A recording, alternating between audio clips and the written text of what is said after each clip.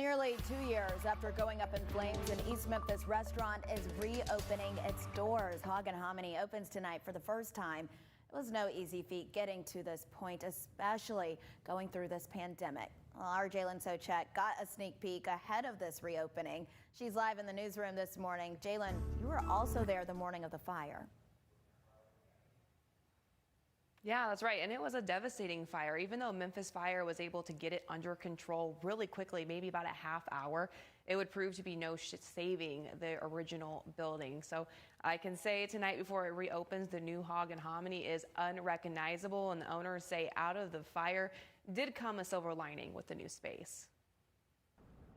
Out of the ashes rises a new Hog Hominy. While it features the same great taste, the new space is a silver lining following a devastating fire. I remember passing Brookhaven and seeing it, and it was like very numbing, and I just couldn't even believe it. In the early hours of January 9th, 2019, the small building, once a 3-bedroom home, went up in flames started by a wire malfunction. You know, I remember tons of different kind of emotions, and I remember Andy's like, well, there's some reason it happened and we're going to learn something from it. Co-owners Andy Tyser and Michael Hudman, who together own 6 Memphis restaurants, thought that was the worst of it. Then the pandemic came rearing its ugly head. It was like a 1-2 punch. It was Hog was burnt, was gone, and then COVID. But I mean, when you look around at the space, I mean, yeah, it's better. It's better work environment. It's a better space for the customers, we think. And I don't know, it just needed to go, I guess. The pandemic did hinder the timeline for reopening. So, I mean, it slowed down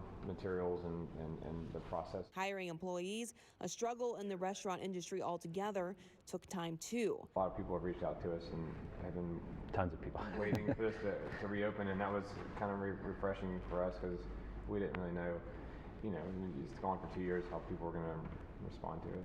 But the bigger and better space is worth the wait. Vaulted ceilings, modern decor, and a large bar as natural light fills the space that can seat almost double as many. Being constrained to an old 3-bedroom house in the original location, and then when that was gone, it's like, God, what would Hog Hominy be if we just had a blank slate, and we kind of looked at it that way.